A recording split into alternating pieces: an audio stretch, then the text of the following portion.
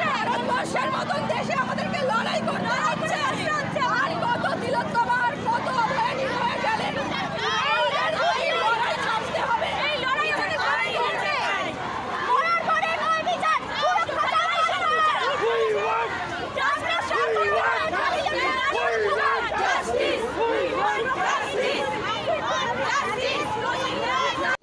নমস্কার। গত 8ই আগস্ট আমাদের রাজ্যে অত্যন্ত কুৎসিত একটি ঘটনা ঘটেছে। আপনারা সবাই সেটা জানেন। আন্দোলন চলছে, যতদিন না নির্যাতিতার সঠিক বিচার পাচ্ছে আন্দোলন চলবে। কিন্তু আজকে আমাদের আলোচ্য বিষয় সেটা নয়, অন্য কিছু নিয়ে একটু আলোচনা করি।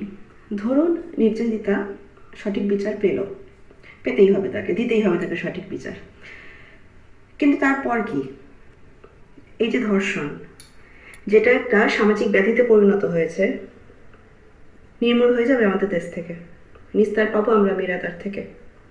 উত্তরটা কিন্তু না, কোনোদিনই হবে না। আজকে আপনি একটু ভালো করে খেয়াল করলে দেখবেন আমাদের সমাজে সেই সকল পুরুষের সংখ্যাটাই বেশি যারা কিনা বিভিন্ন সময় কারণে এবং অকারণে একটা নারীকে শারীরিক এবং মানসিকভাবে হেনস্থা করে আনন্দ পায়। বিশেষ করে যারা ট্রেনে বাসে যাতায়াত করেন তারা তো মানে প্রায় প্রতিদিনই জিনিসটাকে ফিল করেন, ভীষণভাবেই জিনিসটাকে ফেস করেন। আচ্ছা, কোনো ছেলে আমাদেরকে রাস্তাঘাটে টোন কাটলে আমরা কি বলি? যে কি অসভ্য রে বাবা, বাড়িতে মা বোন নেই নাকি? অবশ্যই আছে মা বোন, কিন্তু তাদের কিন্তু সম্মান নেই বাড়িতে। না, সম্মান নেই মানে এই না যে সে মার শরীর নিয়ে দুটো বাজে কথা বলছে বা তার বোনকে কুনজরে দেখছে, তেমনটা নয়।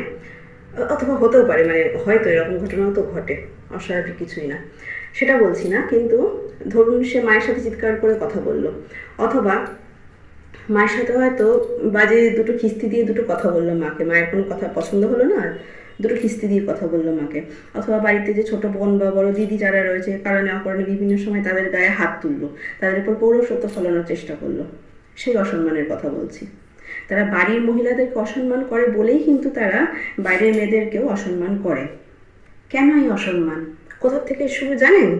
জন্ম থেকে। আজকে আমাদের ঘরে একটা ছেলে জন্মালে আমরা মায়েরা বলি, যাক বাবা, এবার আমরা ঝাড়া হাত পা, একটা ছেলে জন্মেছে, একটু ছেড়ে ছেড়ে মানুষ করতে পারবো। এই যদি মেয়ে হয়ে জন্মাতো, সবসময় ট্যাকে করে নিয়ে নিয়ে ঘোরো, তাকে চোখে চোখে রাখো, ছেলে হলে সেই সমস্যাগুলো নেই।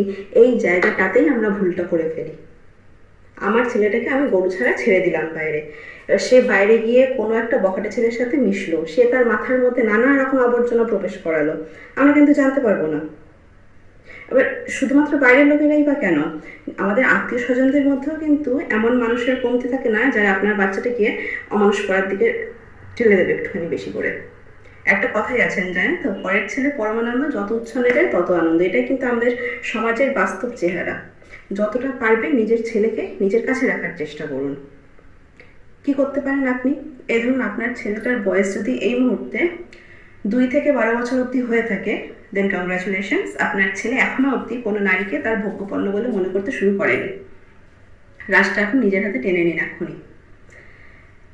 যেদিন বাচ্চারা আপনার স্কুল ছুটি থাকলো, যেদিন স্কুলে গেল, যেদিনকে ছুটি থাকলো, রবিবার দিন বা অন্য কোনো হলিডে হোক, আপনি তাকে আপনার সঙ্গে রান্নাঘরে নিয়ে কাজ করুন।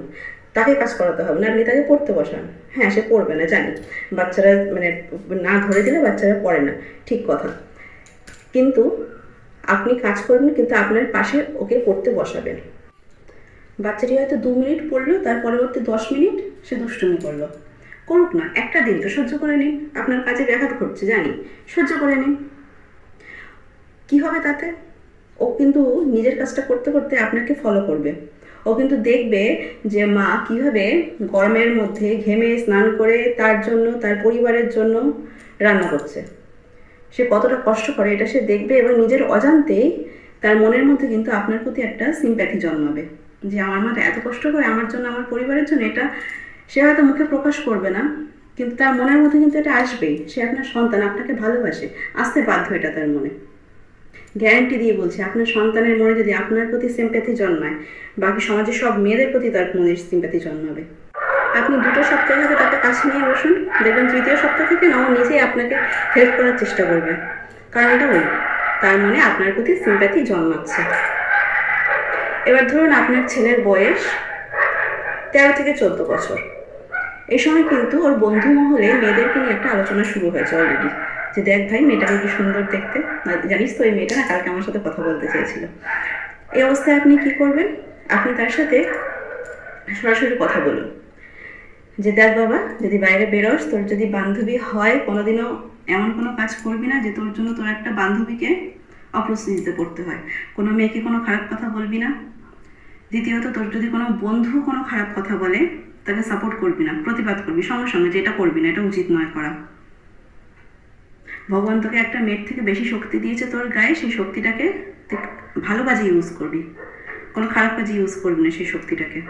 পারলে একটা মেয়েকে রক্ষা করার চেষ্টা করবি। এটা আপনি তখন তাকে সরাসরি বোঝান, সে বুঝবে, তার বয়স হয়েছে যথেষ্ট এটা বোঝার। এবার আপনার ছেলের বয়স ধরুন 15 থেকে 16 বছর হলো। তার বায়োলজি বইতে, টেক্সট বুকে জ্বলনতন্ত্র বলে একটা চ্যাপ্টার অলরেডি ইনক্লুডেড হয়ে গেছে। আচ্ছা, একটু অন্ধকার হচ্ছে, আমি একটু লাইটটা জ্বালিয়ে নিই। তো এই সময় আপনি কি করবেন? আপনি আপনার পিরিয়ডস নিয়ে সরাসরি কথা বলুন আপনার ছেলের সাথে। দেখুন, সমস্ত টেক্সট বইতে জননতন্ত্র সম্পর্কে একটু গঠনগত এবং কার্যগত আলোচনা করা হলেও আপনার পিরিয়ড চলাকালীন আপনার কি পরিমাণে পেটে ব্যথা হয় সেটা কিন্তু কোথাও বলা থাকে না, কোথাও উল্লেখ করা থাকে না। আর সেই পেটে ব্যথা নিয়েই যে আপনি মুখ বুজে সমস্ত কাজগুলো করে যান সেটাও কিন্তু কোথাও বলা থাকে না। এটা আপনি তাকে ফিল করাতে পারেন। আজকে যদি আপনার একটা মেয়ে সন্তান হতো, তার সাথে কি আপনি এই কথাগুলো শেয়ার করতেন না? যে মা, আজকে আমার ভীষণ পেটে ব্যথা করছে, আজকে আমি তো টিফিনটা তৈরি করতে পারছি না, তুই নিজের টিফিনটা নিজে প্যাক করে নে। অথবা আপনি এটা বলতে পারেন যে আজকে আমি তো জামা কাপড়টা কাচতে পারছি না, তো স্কুল ড্রেসটা তুই নিজে কেচে নে, আমার প্রচণ্ড পেটে ব্যথা করছে। এটা আপনি তাকে ফিল করাতে পারেন, এটা কিন্তু কোনো পাঠ্য বইতে লেখা থাকবে না, ঠিক আছে? এবার আপনার মনে হতে পারে আবার কি ধরনের অসভ্যতা, আমি কেন আমার ছেলের সাথে এই সমস্ত কথাগুলো শেয়ার করতে যাব? করুন না শেয়ার, সন্তান তো সে আপনার, সন্তানের আবার ছেলে আর মেয়ে কিসের?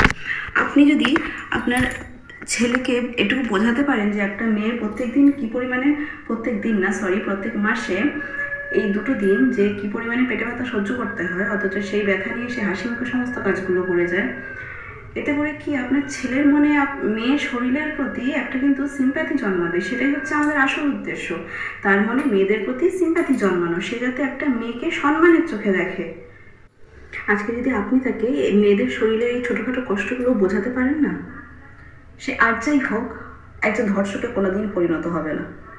সে কখনোই একটা মেয়েকে ধর্ষণ করতে পারবে না বা একটা মেয়ের শরীর নিয়ে দুটুকু কথা বলতে পারবে না, কারণ সে জানবে একটা মেয়ের শরীরকে কতখানি কষ্টের মধ্যে দিয়ে যেতে হয়, কত কিছু ফেস করতে হয়। আর আপনাদের এত চেষ্টা করার পরেও, মানে মায়েদের এত চেষ্টা করার পরেও কিছু ছেলে থাকবে যারা অমানুষ তৈরি হবে, বাজে কাজ করবেই। তাদের জন্য কি করতে হবে? মেয়েদেরকে প্রস্তুত করতে হবে। ছোট্টবেলা থেকে একটা মেয়েকে আপনি জুডো, ক্যারাটে বা রেসলিং, বক্সিং এই জাতীয় কোনো একটা স্পোর্টসের সঙ্গে যুক্ত করে দিন।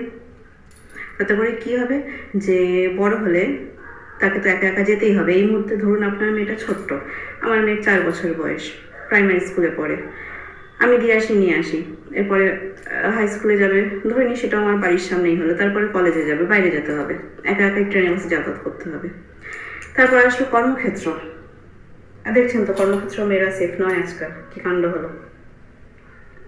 যাতে করে ভবিষ্যতে প্রয়োজনে সে নিজেকে বাঁচাতে তার সেই স্কিলগুলোকে ইউজ করতে পারে, সেই কারণে মেয়েদেরকে ছোট থেকেই বক্সিং, রেসলিং বা জুডো, ক্যারাটে এই জাতীয় কোনো একটা স্পোর্টসের সাথে অবশ্যই যুক্ত রাখুন প্লিজ। আসুন এবার আমরা মায়েরা মিলে একটু সমাজটাকে একটু ভালো দিকে নিয়ে যাওয়ার চেষ্টা করি। জল কিন্তু অনেক দূর গড়িয়েছে। আপনার, আমার বা আমাদের সন্তানের দায়িত্ব কেউ নেবে না, কেউ নেবে না তাদের সুরক্ষার দায়িত্ব। আমাদের সুরক্ষা এবং আমাদের সন্তানদের সুরক্ষা আমাদেরকে নিজেদেরকেই করতে হবে। কাজেই আমরা নিজেদের সন্তানকে সেইভাবেই প্রস্তুত করি যারা ভবিষ্যতে তারা নিজেদের সুরক্ষাটা নিজে করতে পারে। প্লিজ এটুকু রিকোয়েস্ট রইল আপনাদের মায়েদের কাছে, একটু এগিয়ে আসুন এবার আপনারা। Thank you.